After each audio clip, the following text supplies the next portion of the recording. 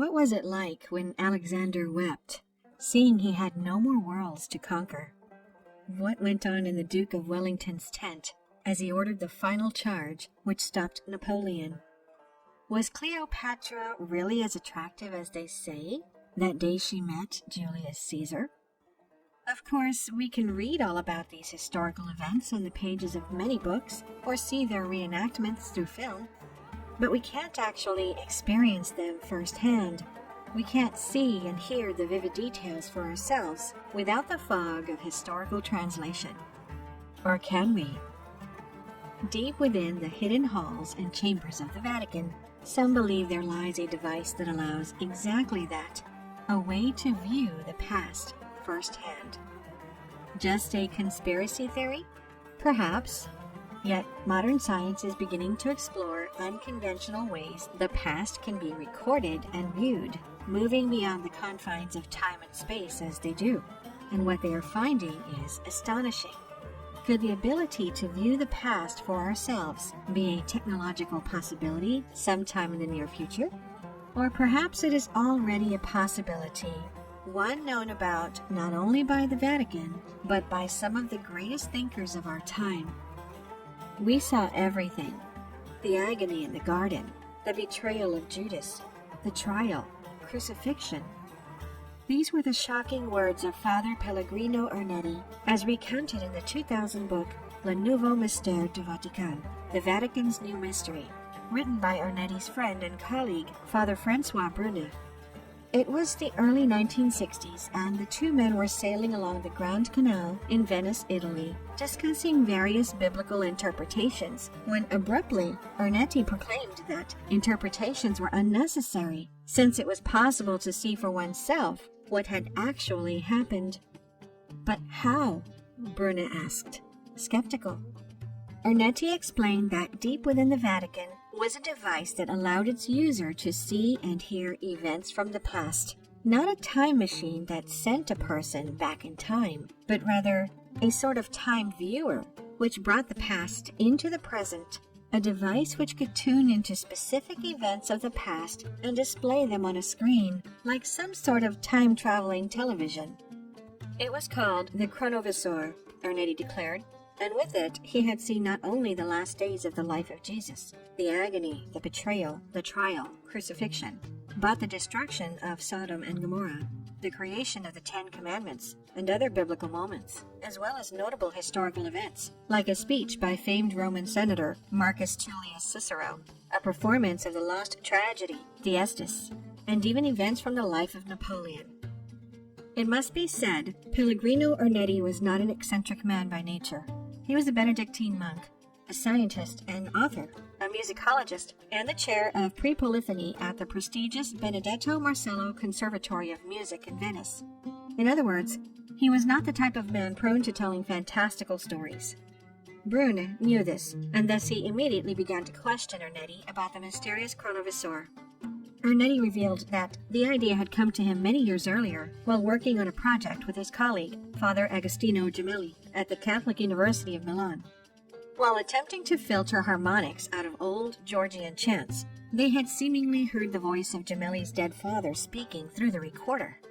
Intrigued, if not stunned, Ernetti began to wonder what did happen to the sounds that people made after they ostensibly disappeared. Could it really be that voices from the past were being recorded somehow? To answer his question, Ernetti brought together a team of scientists who began to work immediately. The end result, according to Ernetti, was the Chronovisor. Curiously, Ernetti would not reveal the members of his team, though surely Bruno was eager to know. And in fact, the identities of the scientists have remained secret to this day, but for two noteworthy names: Enrico Fermi, one of the designers of the first atomic bomb, and Werner von Braun, the German rocket scientist and father of the Cold War space race. Had these historical scientists, at the direction of Pellegrino Ernetti, really created a way to view the past? In 1972, an Italian magazine called La Domenica del Corriere published an article which led with the headline, "A machine that photographs the past has finally been invented." The article included Ernetti's account of the Chronovisor, alongside, most astonishingly, a photograph of the face of Jesus at the moment of crucifixion, which Ernetti had purportedly taken using the device. Proof, the article asserted, of the Chronovisor's existence and function.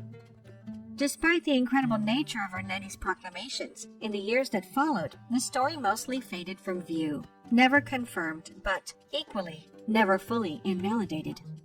For his part, Ernetti said late in his life that the Chronovisor had eventually been dismantled to prevent it from ever falling into the wrong hands, which Ernetti believed could create the scariest dictatorship the world has ever seen.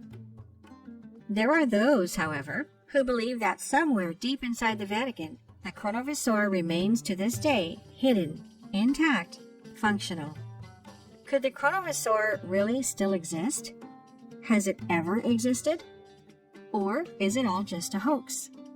Curiously, in 1988, the Vatican itself issued an official decree on the Chronovisor in which it warned that anyone using an instrument of such characteristics would be excommunicated. Why would the Vatican feel the need to publicly comment on the Chronovisor if it was nothing but a hoax? And moreover, why would they not deny its existence, but rather instruct their followers not to use it? For answers, we might start in the realm of science. The idea of a device able to view events from the past perhaps seems preposterous at first, except we actually use crude versions of chronovisors every day. A mirror, for one, is a sort of chronovisor. You don't actually see your reflection in real time, but rather you see yourself a few millionths of a second before. The time it takes the light to travel from a person's face to the mirror and then reflect back to their eyes. Looking in a mirror is, in effect, viewing the past. A telescope is another type of chronovisor.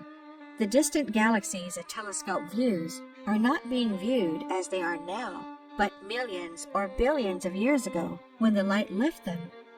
Of course, the Chronovisor of Ernetti was much more complex than that.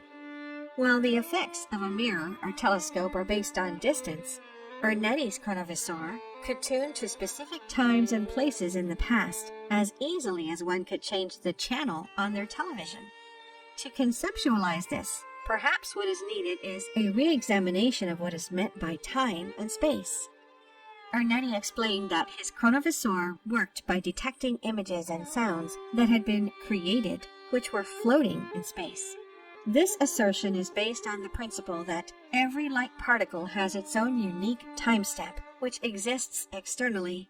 That is, each has its own unique key, which relates to a specific point in time. In theory, by grouping, sorting, and filtering light particles according to a certain time period, it would be possible to view that time period, to, as Ernetti said, detect the images and sounds floating in space. Of course, just because science can theorize its existence doesn't mean the Chronovisor exists or existed. Perhaps gathering time-stamped light particles and arranging them into images is beyond the scope of mainstream modern science. However, it is mainstream science now proclaiming that, if not images, ancient sounds may actually be preserved in the environment, waiting to be unlocked and listened to. In 2006, an unbelievable story began making its way through mainstream media. Apparently, a team of Belgian scientists had, according to reports, been able to use computer scans of the grooves in 6,500-year-old pottery to extract sounds, including talking and laughter, made by the vibrations of the tools used to make the pottery. Could this really be true? And if so, what else then might scientists find hidden in artifacts created over the many thousands of years humans have made pottery? There exists an entire scientific discipline built around the belief that sounds may have been recorded by natural means in ways we do not yet fully understand. It is called paleoacoustics, and indeed, the mysteries of clay pottery form a part of its foundation. Consider a clay pot being spun on a potter's wheel, a pattern etched into it with a stylus that decorates its design. Compare this to the creation of early phonographs, where a needle would etch a pattern into the surface of a tin or wax cylinder. How phonographs worked was that the needle would pick up sound waves and engrave the vibrations on a cylinder. When a needle passed through the grooves a second time, the effect would reverse itself. Sound waves traveling not from the needle to the surface, but from the surface to the needle, playing back the recorded sound.